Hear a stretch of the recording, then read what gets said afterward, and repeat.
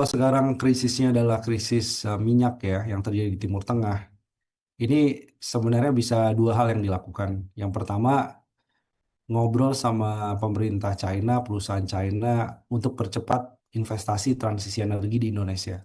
Jadi kita harus mulai menggunakan strategi untuk menekan China. China kan udah menikmati 12 tahun terakhir booming nikel hilirisasi. Sekarang giliran Indonesia nih, tolong dong, ada produk yang nggak bisa menembus pasar Timur Tengah karena ada konflik, bisa nggak dioper ke di China gitu. Oke, baik Mas Bima. Tadi sudah sempat dibahas ya sektor paling rentannya. Nah, ini pertanyaan selanjutnya tuh kan pemerintah Indonesia tuh punya kewajiban untuk menyiapkan langkah antisipasi gitu. Tadi tuh sempat disebut juga Cina dan Indonesia tuh punya hubungan sensitivitas yang tinggi.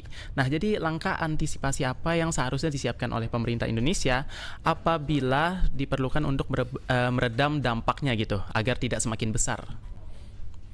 Kalau sekarang krisisnya adalah krisis minyak ya yang terjadi di Timur Tengah, ini sebenarnya bisa dua hal yang dilakukan. Yang pertama, ngobrol sama pemerintah China, perusahaan China untuk percepat investasi transisi energi di Indonesia.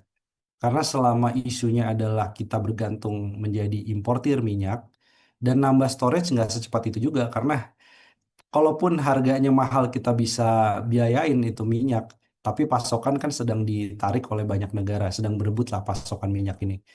Akibatnya apa? Akibatnya kalau kita bikin storage dari 20 hari minyak menjadi 3 bulan, belinya dari mana? Itu juga jadi salah satu pertanyaan. Maka jawabannya adalah logikanya harus dibalik. Kenapa kita bergantung pada minyak? Kenapa kita nggak cari alternatif energi terbarukan yang lebih sustain? Nah itu investasi China harus dimanfaatkan ke sana.